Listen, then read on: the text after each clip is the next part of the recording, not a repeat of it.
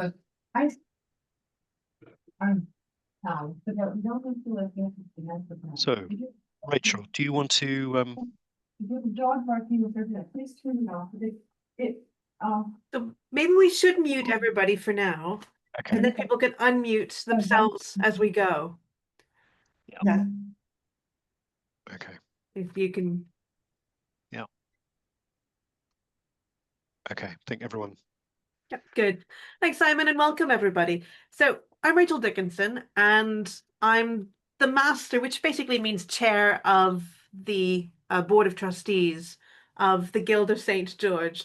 And the Guild is what's hosting this event. I think many of you have been to previous sessions, but perhaps not everybody.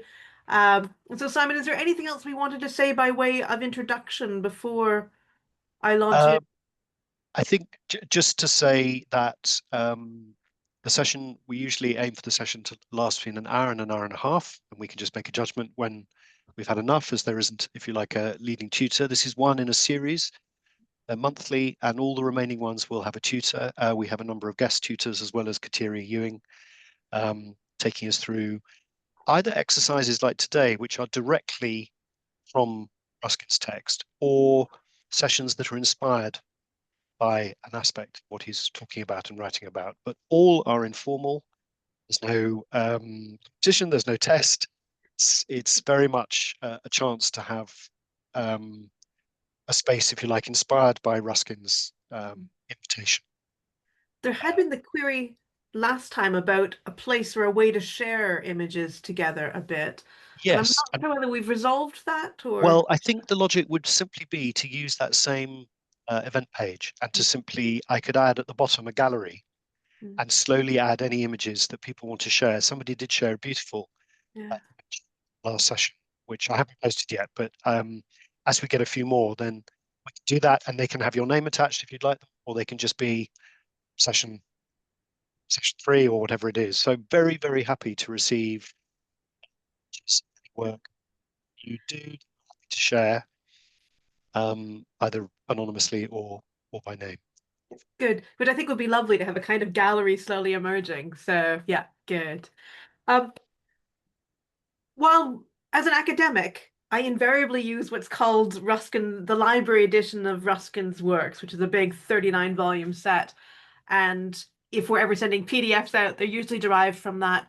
For this exercise, I've been tending to look at this edition, which is the one that Bernard Dunstan did quite a few years ago, of the elements of drawing, where he just worked through some of the exercises. And so for those who were here last month, you'll see that he has done some examples of drawing a hand, which is what we were doing last time.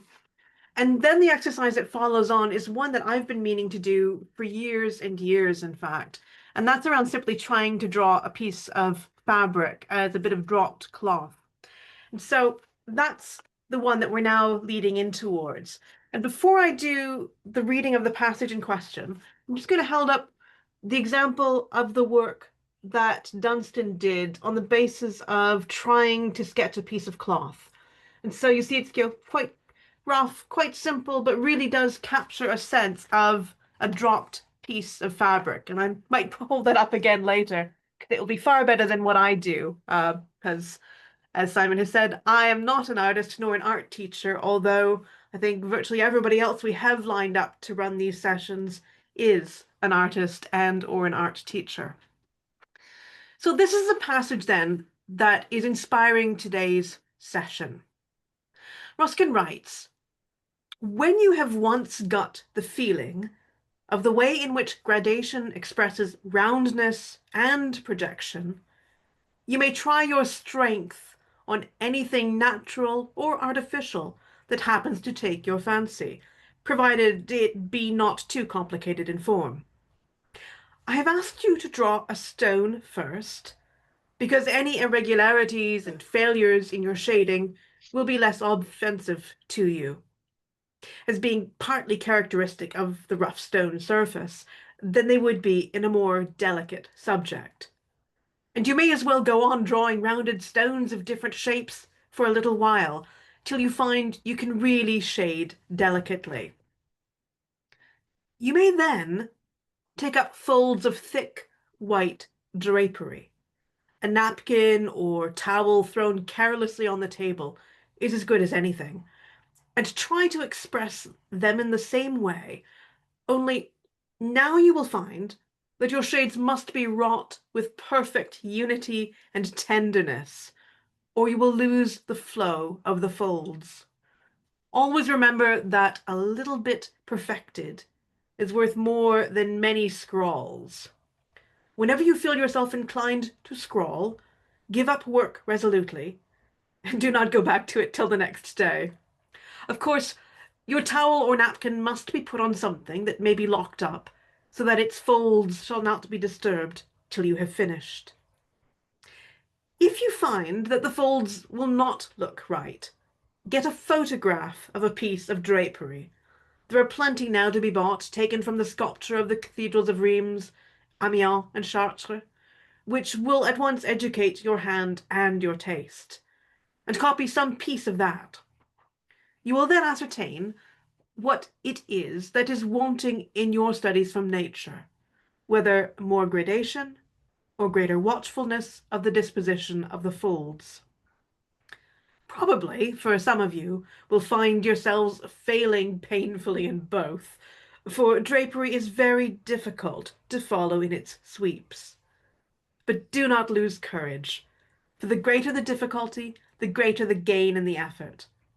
If your eye is more just in measurement of form than delicate in perception of tint, a pattern on the folded surface will help you. Try whether it does or not, and if the patterned drapery confuses you, keep for a time to the simple white one. But if it helps you, continue to choose patterned stuffs. Tartans and simple checkered designs are better at first than flowered ones. And even though it should confuse you, begin pretty soon to use a pattern occasionally, copying all the distortions and perspective modifications of it among the folds with scrupulous care. So that's Ruskin setting us up on our little exercise, clearly assuming that we are going to do this many, many, many times over the course of many weeks and months, and gradually sort of changing what we're working with along the way. But I do like the fact that he tells us not to lose courage, and also is affirming in there one of the messages that Kateri was sort of continually reminding of us of in previous sessions, which is not to rush and really take it slowly. And I noticed, for example, last time, I think she'd only done sort of a finger or two when I'd done my whole hand by the end of the session. And looking at what she had created, and indeed what somebody else sort of showed that they had created with just the finger, the work they had done was much more polished and realistic than what I managed with my slightly rushed whole hand. So with that, I suggest we simply begin to draw together, doing this sort of meditatively and relaxed in focusing on our piece. And I, again, have my little bit of cloth, and I'm going to drop it into a tray. I can't lock it up as Ruskin suggests, but at least that might keep the cats from grabbing it and running away with it, I hope. So my dropped piece of cloth is now in, and I shall begin.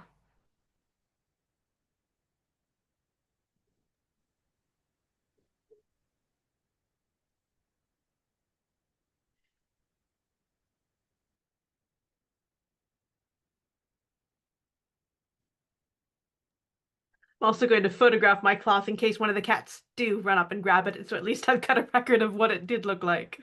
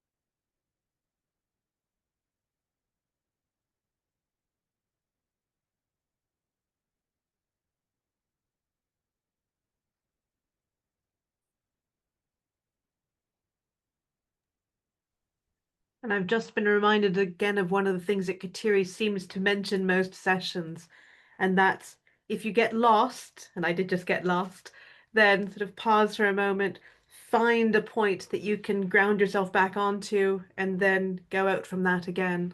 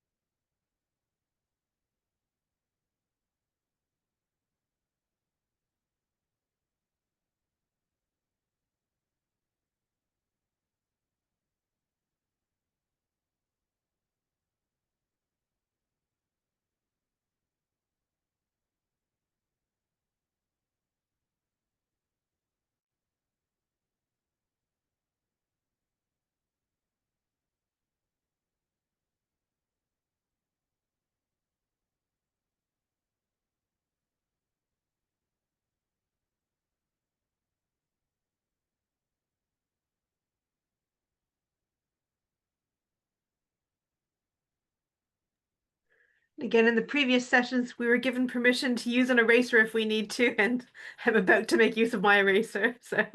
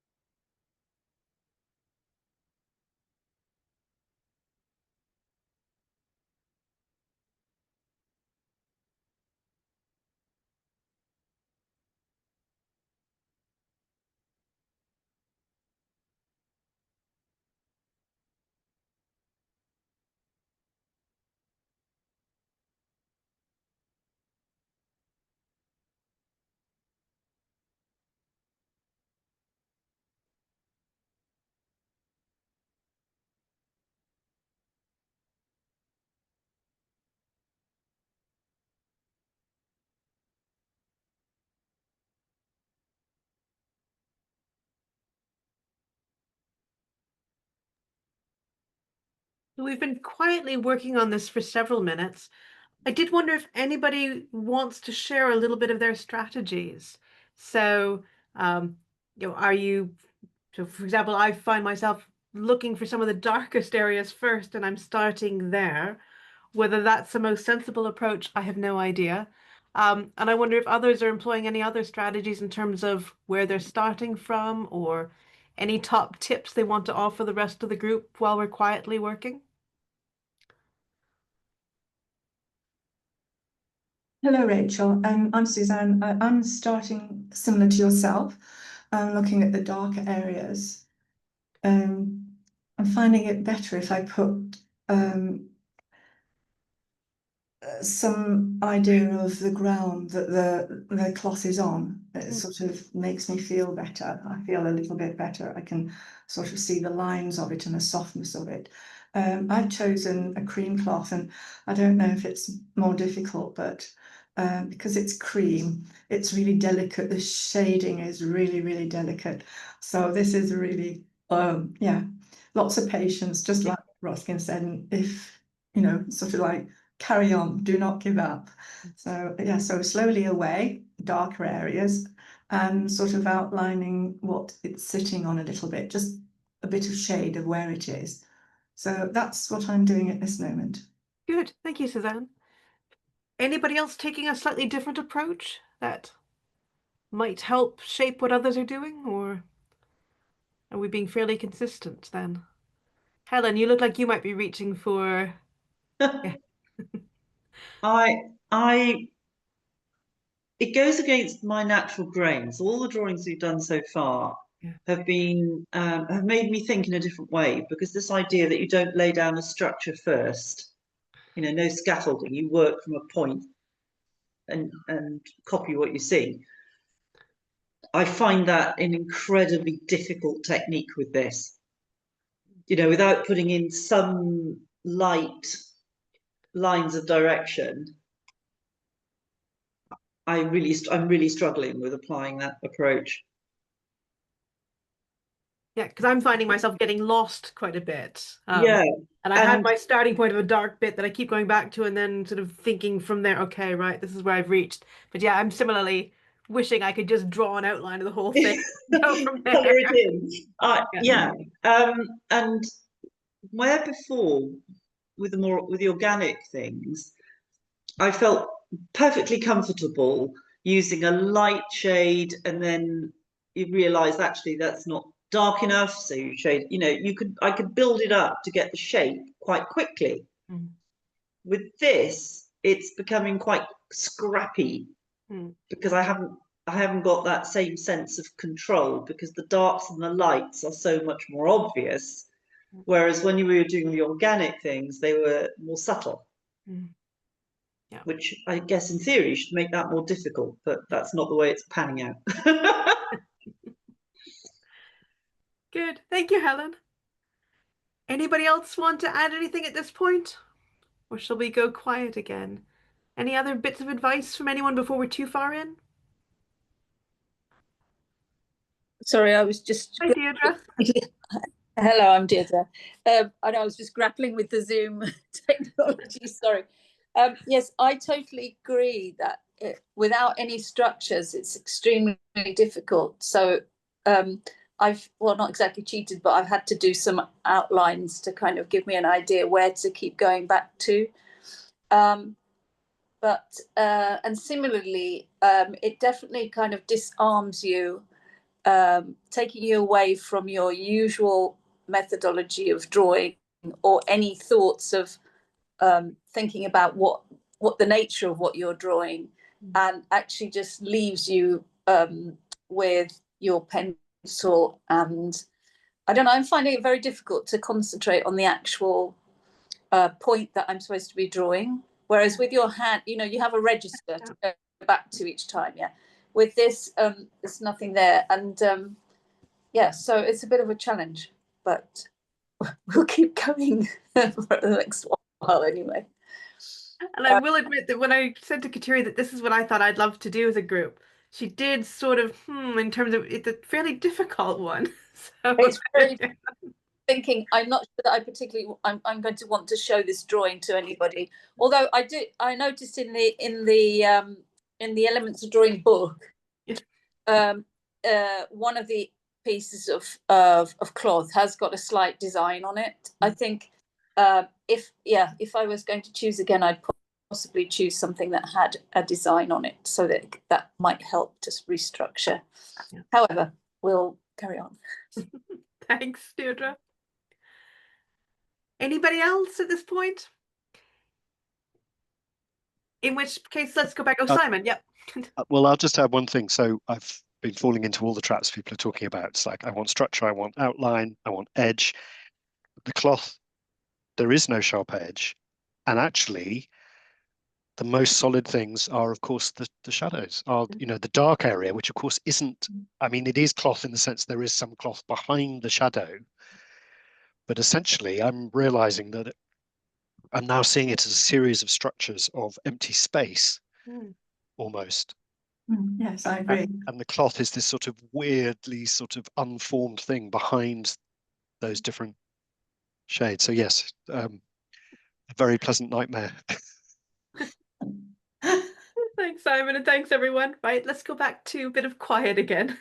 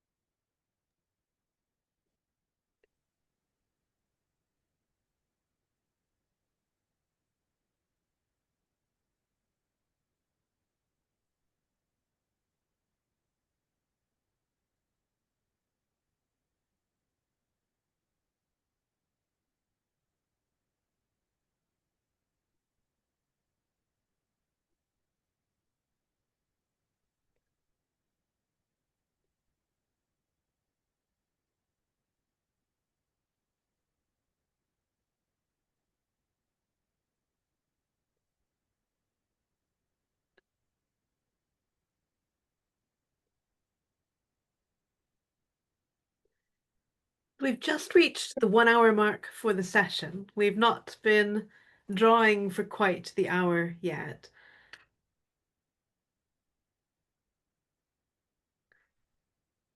I'm slightly mindful of the way Ruskin says, I've already left it. Where's it gone? I was going to put there. Always remember that a little bit perfected is worth more than many scrawls. Whenever you feel yourself inclined to scrawl, give up work resolutely and do not go back to it till next day.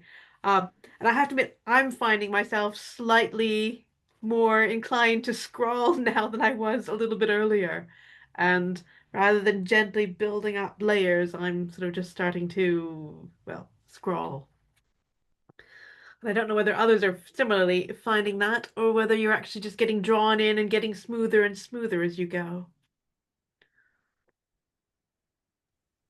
I was going to say I've actually started using the rubber to try and bring back some of the highlights, or yeah, because to get the distinction that you want between the whitest white and if you like the darkest bit of shade, it is not as easy as it seems. So I've abandoned the pencil and I'm back on the rubber now.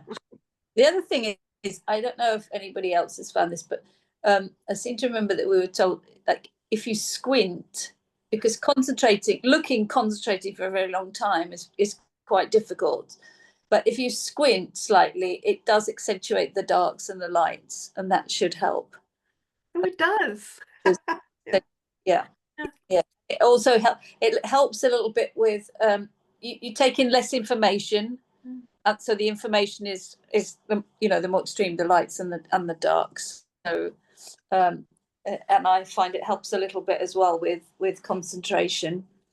Also, one thing I was going to say is I don't think it's not like when drawing the hand where you literally can follow a contour. Here, what I've found is I've looked at one area and concentrated a bit on that, and then I've actually switched to another area and concentrated on another, because it's otherwise, yeah, it's hard to find specific lines that and maybe I chose the wrong kind of material, but I just took the first tea towel that came to hand, and it's got a texture on it, but quite fine texture. So at a certain point I found I was like concentrating on the texture rather than the light and the shade. But anyway, it's obviously an exercise that has to be repeated, I understand. Over and over and over again, Ruskin seems to say. Yes. Thanks, Deirdre. Anybody else want to add anything at this point?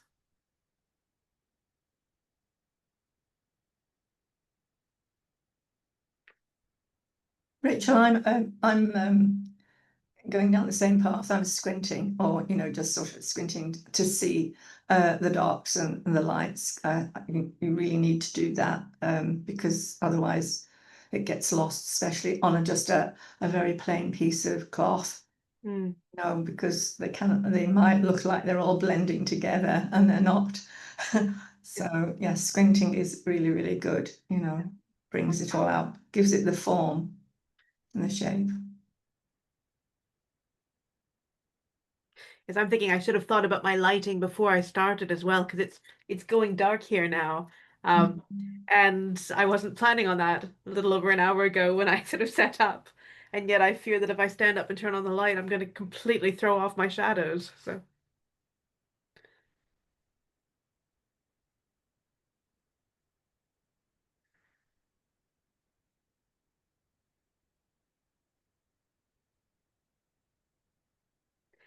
did anybody end up working with a cloth that has any kind of pattern on it?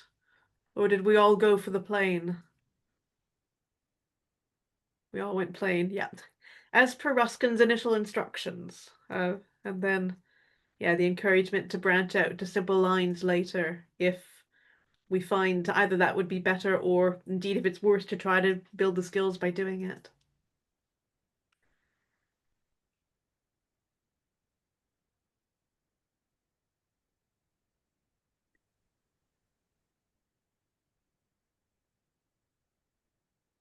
So how are we doing for time, Simon?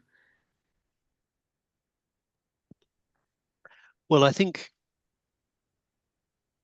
I mean, on the basis that everybody can, of course, carry on longer at home if they wish to. I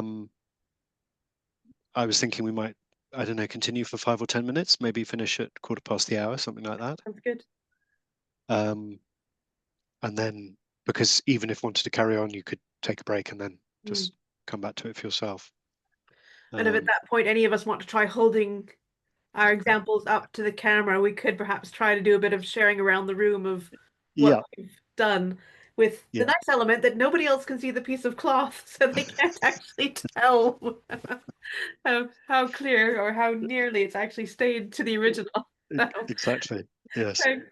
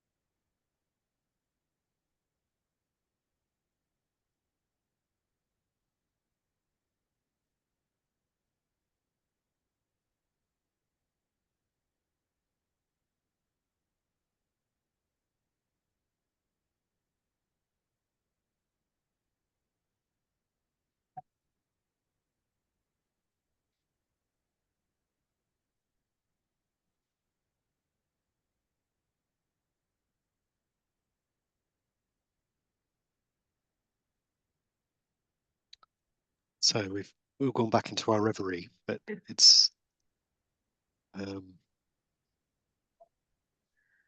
think we should be drawing this collective part of the exercise. We have about Sorry. 10 minutes left in our theoretical time together. So I wonder if we might have some people who are willing to share what they have done and hold it up so we can admire, and we can, you know, if you have tips or advice or things you worked out along the way that you would have in mind when you do your next one, if you might also want to share that too, to sort of collectively help us think about our practice the next time. I mean, I can try starting. I might need to adjust my lighting. Is it too dark in here? It is awfully dark in here. Although that's partly the lightness of it. And to be honest, it does look a bit like what's actually sitting draped in front of me. That's amazing, Rachel. Thank you, Deirdre. But I have to admit, trying to discern white and white and white with the shades of grey was also a more difficult thing than I anticipated, I think. Yeah. Well, I'll show you mine, it's rather different to yours. Oh, lovely. But again, you've got much darker going, and I think that's what I need to do, is start adding in some darker.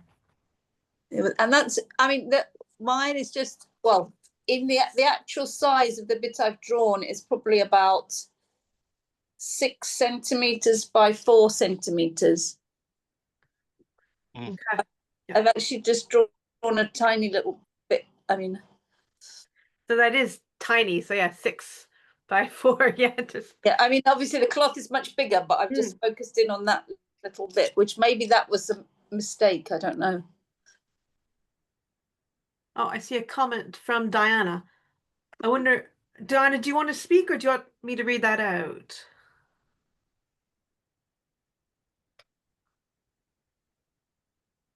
Can I come in there? Yeah, sure.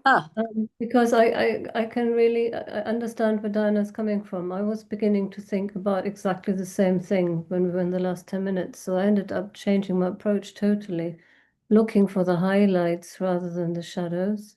And that made me think back about the pebble exercise where Ruskin asks you to look for the highlight initially, because one can easily end up getting it all way too dark if you're not careful.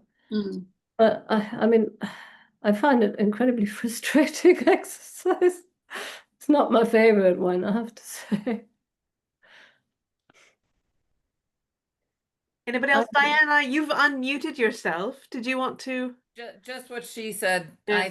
I kind of like Michelangelo said, he chipped away anything in the marble that didn't look like David. Chip away anything that doesn't look like Shadow. So this was mine. Oh, very good. Yeah. I don't know that anyone would recognize it as anything.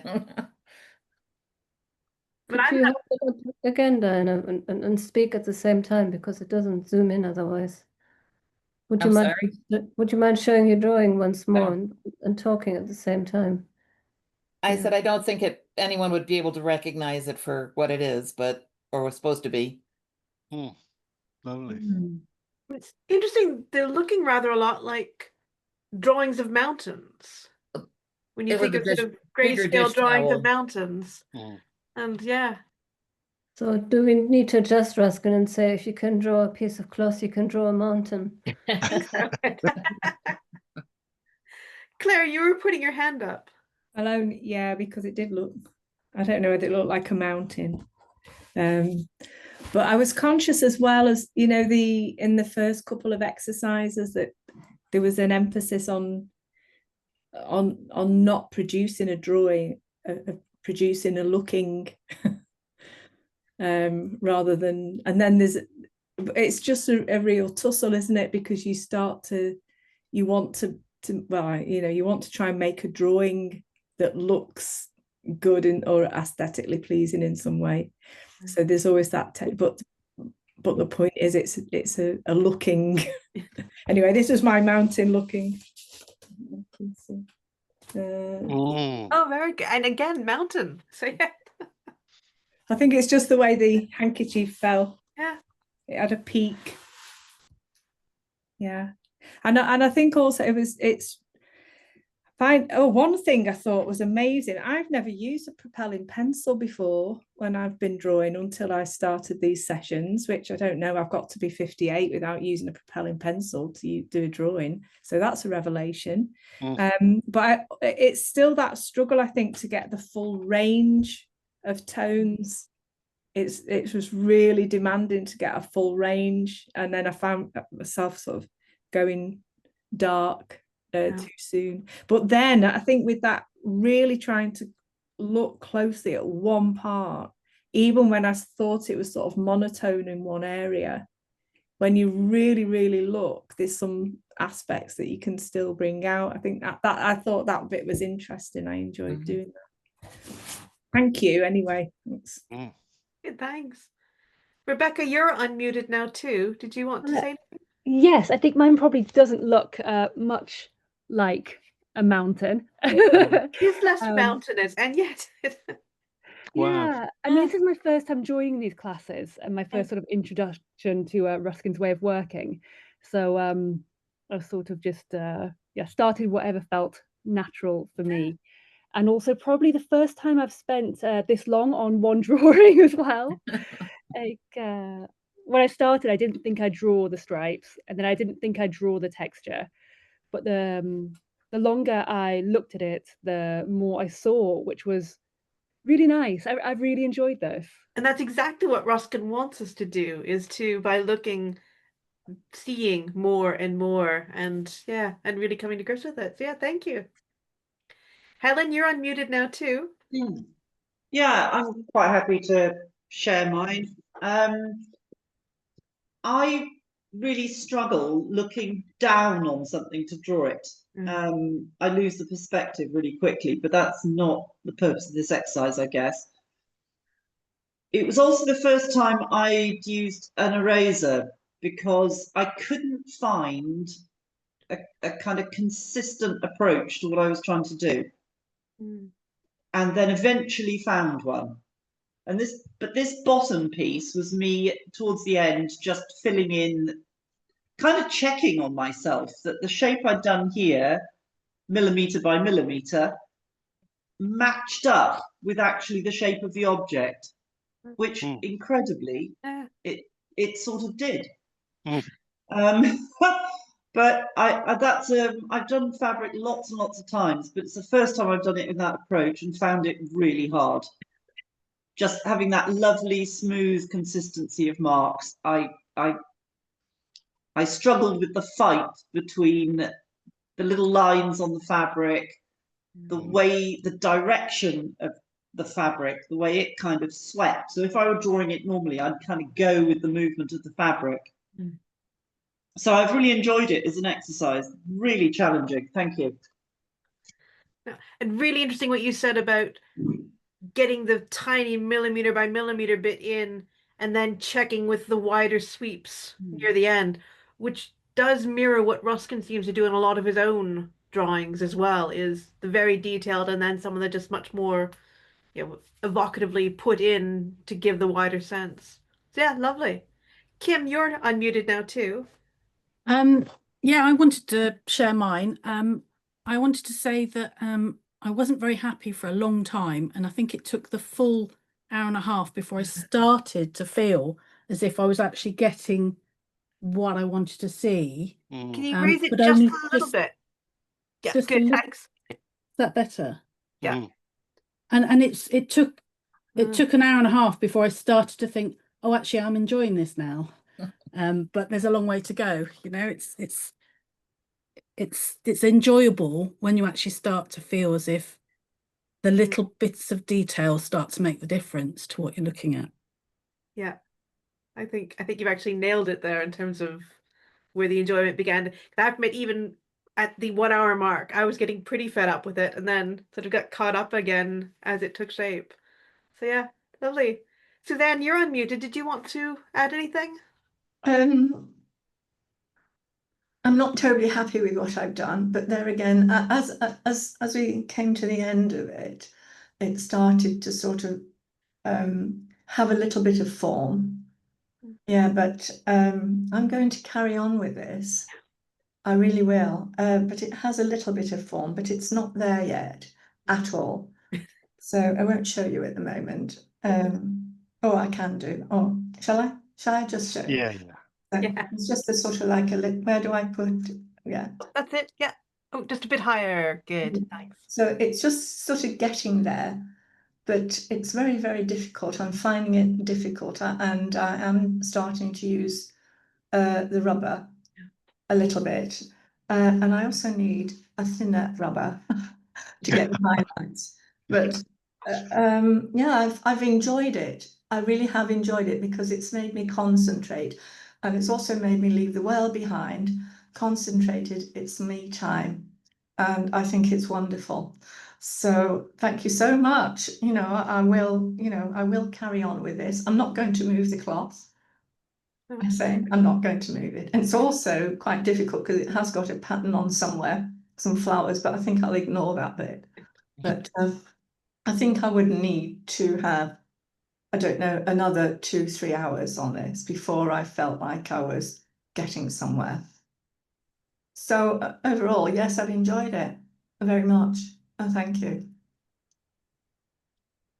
Could I just add to Susanna, I've got a really, really thin like pen type eraser that really helps. It's a Tombow Mono Zero, and it's a very, very fine eraser. Oh, thank you. So what is it? It's a Tombow Mono Zero. 100. Mono, M-O-N-O. Oh, Mono Zero, yes. Yeah, and it's ever so thin, so you can. Right, because that's what you need on this, isn't it? Yeah. Because you've got your dark and you just need that tiny, tiny little bit of light, like a little glistening light, on the folds of it. So no, that's lovely. So it's a Tomo Zero. So mine isn't really like that at this moment in time. So I'm taking out little bits. So I'm taking out some of the highlights, but also some of the shades coming out, which I don't want it to be. So I am quite particular. So I'm going to carry on with this. And have you found it enjoyable? Or challenging? Challenging, that's the word. Very challenging. I've enjoyed it. It is super challenging, yes. Yeah. So Helen has kindly written putty rubber in the comment chat. So it's another option. Yeah, I've got, okay. Yeah. Yeah. Yeah. We've just lost Rachel. I don't know what happened, but she might come back into the call, maybe because she froze and then disappeared. Wonderful. All so much for being here, and it's a very particular calm that comes when everyone's online, but also concentrating on their own work. It's a very nice feeling, in this weird online world that we so often inhabit. Somehow it had the best of both companionship, but everyone just able to be quiet with themselves. Simon, did you do one? I started one. Yeah, long way to go. That's good. They're all great, I think. Just starting. I kind of really enjoyed the individual differences in the group, I have to say, rather than finding a correct way, which is, that's not quite what Ruskin intends, but, Well, he's not here to tell us off, is he? Thank goodness. Well, he will, I'm sure, commend us all for having made the time and the concentration. So I'm going to bring things to a close. Thank you all again for participating. That the next session will be 2 o'clock on Saturday, the 6th of December. So it's always the first Saturday of each month. Kateri will be with us again. I think she's traveling to see family in Ireland at the moment, possibly. I don't yet know what her plan is for that session, so I will communicate with her next week and let everybody know. I'm going to just stop the recording and then just a little bit of